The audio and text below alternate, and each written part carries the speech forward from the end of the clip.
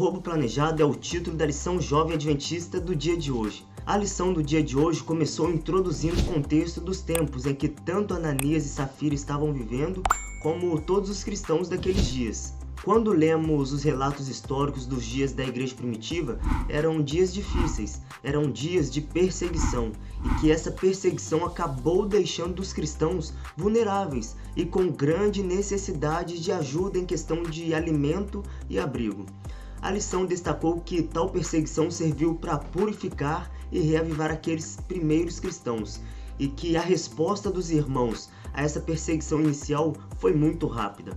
O verso bíblico mais forte dessa passagem diz que nenhum dos irmãos se considerava dono dos próprios bens, que eram deles mesmos, e que tudo o que eles tinham era comum a todos, ou seja, era de todos. Isso é algo que eu vejo que falta muito nos nossos dias. Estamos vivendo dias em que são poucos os casos em que as pessoas compartilham o que têm sem esperar receber nada em troca. Sabemos que estamos vivendo nos últimos dias, mas agimos como se ainda houvessem longos dias, mas isso é o de menos. Acho que o cerne maior dessa questão é o grande desejo que nós temos de conquistar coisas terrenas que futuramente, na glória eterna, perderá todo o valor. Que o nosso espírito seja voltado a buscar as coisas celestiais e não as coisas terrenas. Enfim, voltemos para a lição.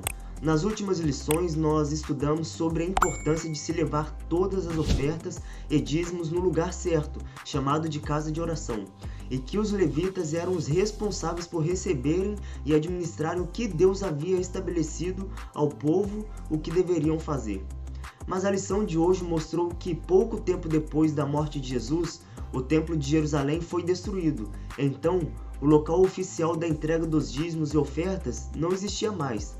E então os apóstolos, com a permissão do Espírito Santo, logo após a morte de Jesus Cristo, passaram a receber as doações dos irmãos, os futuros cristãos, tanto judeus como gentios, para que assim pudessem administrar todos os recursos recebidos e assim distribuir conforme a necessidade que cada um possuía.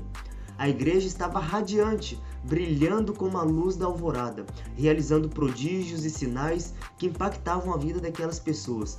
E isso, segundo a lição, deixou Ananias e Safira impressionados, a tal ponto deles também abrirem a porta dos corações deles para o Espírito Santo e também se comprometerem em vender a propriedade deles e levar o valor que havia sido combinado aos pés dos apóstolos. Mas, depois de algum tempo, a lição disse que eles começaram a se arrepender do que tinham prometido e combinaram entre eles que eles não entregariam tudo o que haviam prometido anteriormente. Isso também está escrito no livro de Atos, capítulo 5.